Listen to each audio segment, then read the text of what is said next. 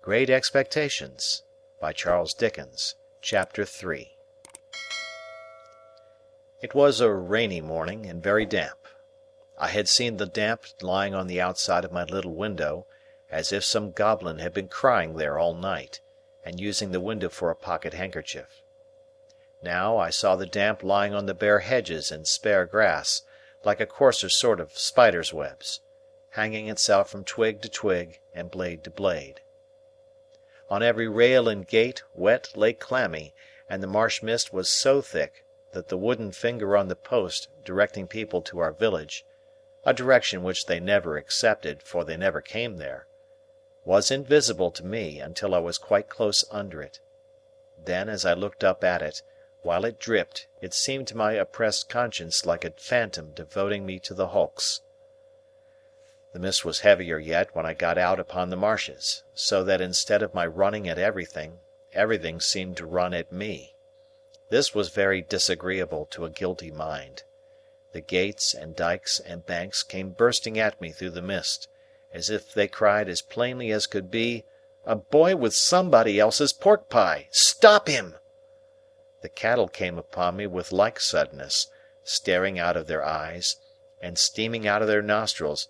"Halloa, young thief!"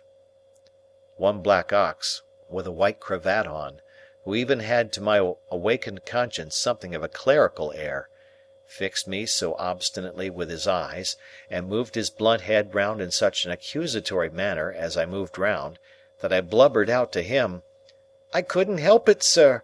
It wasn't for myself I took it."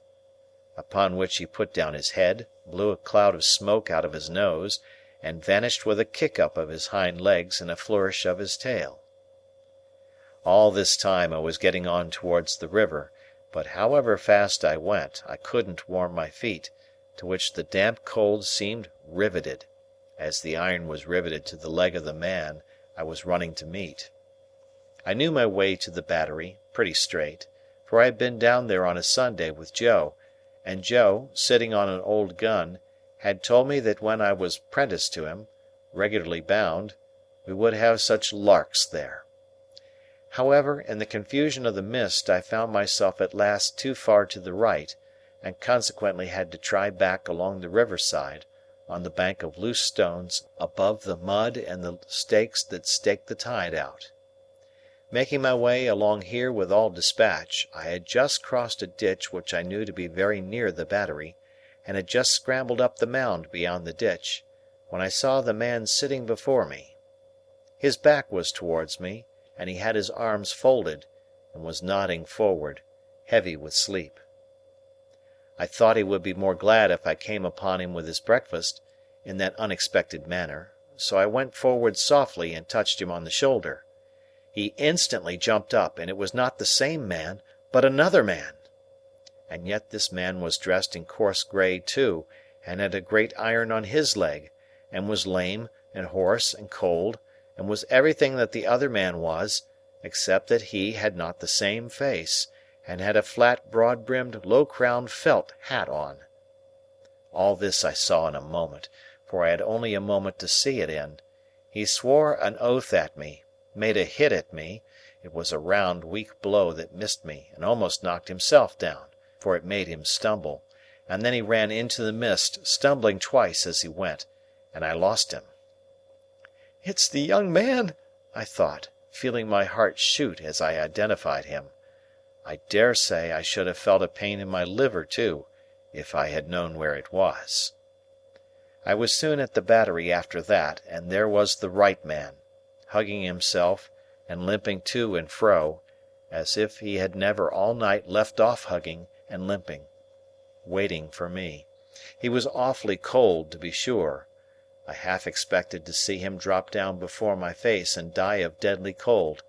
His eyes looked so awfully hungry too, that when I handed him the file and he laid it down on the grass, it occurred to me he would have tried to eat it if he had not seen my bundle. He did not turn me upside down this time to get at what I had, but left me right side upwards while I opened the bundle and emptied my pockets. "What's in the bottle, boy?" said he. "Brandy," said I. He was already handing mincemeat down his throat in a most curious manner, more like a man who was putting it away somewhere in a violent hurry than a man who was eating it. But he left off to take some of the liquor. He shivered all the while so violently that it was quite as much as he could do to keep the neck of the bottle between his teeth without biting it off. "I think you have got the ague," said I. "I'm much of your opinion, boy," said he.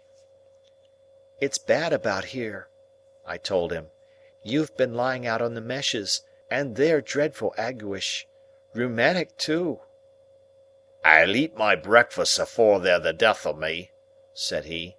"I'd do that, if I was going to be strung up to that there gallows as there is over there, directly afterwards.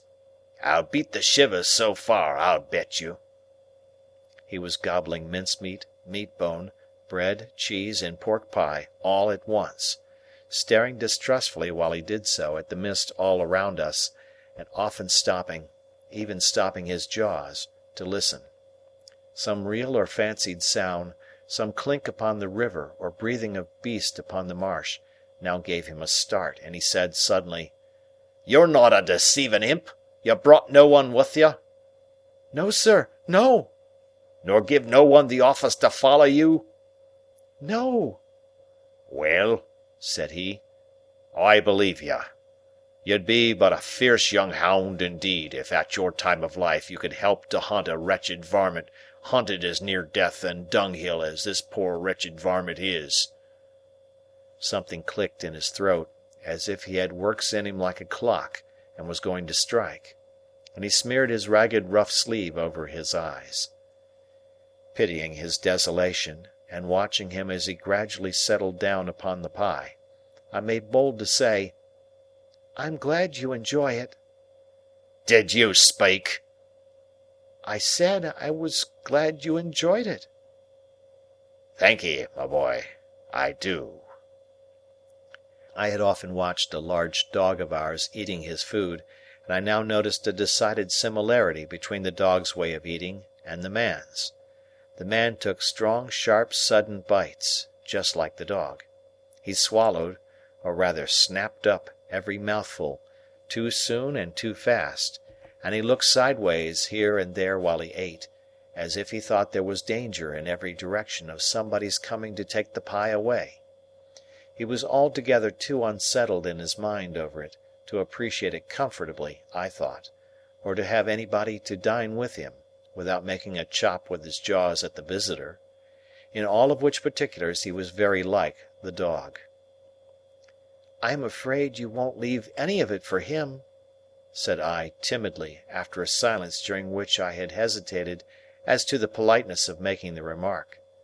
"There's no more to be got where that came from." It was the certainty of this fact that impelled me to offer the hint. "Leave any for him? Who's him?" said my friend, stopping in his crunching of pie crust. "The young man that you spoke of, that was hid with you." "Oh, ah!" he returned, with something like a gruff laugh. "Him? Yes, yes. He don't want no wittles."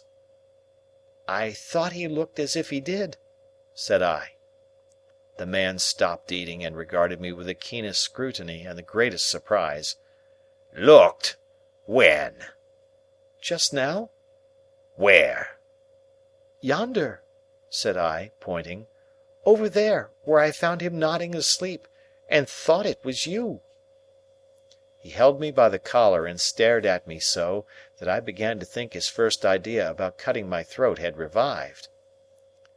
"Dressed like you, you know, only with a hat," I explained, trembling, and I was very anxious to put this delicately, "and with the same reason for wanting to borrow a file. Didn't you hear the cannon last night?" "Then there was firing," he said to himself.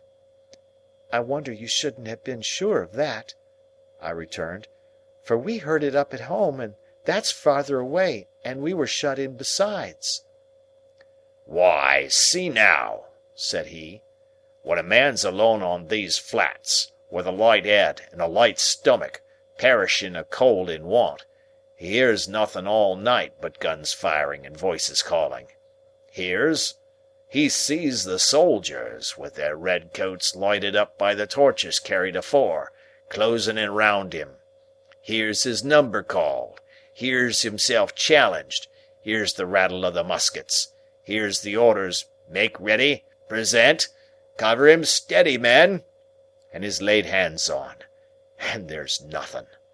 Why, if I see one pursuing party last night, coming up in order, damn 'em, with their tramp, tramp, I see 100. And as to firing, why, I see the mist shake with the cannon, arter it with broad day. But this man," he had said all the rest as if he had forgotten my being there, "did you notice anything in him?" "He had a badly bruised face," said I, recalling what I hardly knew I knew. "Not here!" exclaimed the man, striking his left cheek mercilessly with the flat of his hand. "Yes, there." "Where is he?" He crammed what little food was left into the breast of his grey jacket. "Show me the way he went. I'll pull him down like a bloodhound. Curse this iron on my sore leg. Give us hold of the file, boy." I indicated in what direction the mist had shrouded the other man, and he looked up at it for an instant. But he was down on the rank wet grass, filing at his iron like a madman, and not minding me or minding his own leg, which had an old chafe upon it and was bloody, but which he handled as roughly as if it had no more feeling in it than the file.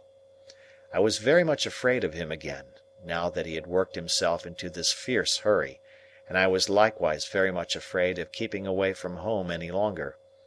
I told him I must go, but he took no notice, so I thought the best thing I could do was to slip off. The last I saw of him, his head was bent over his knee, and he was working hard at his fetter, muttering impatient imprecations at it and at his leg. The last I heard of him, I stopped in the mist to listen, and the file was still going. End of chapter.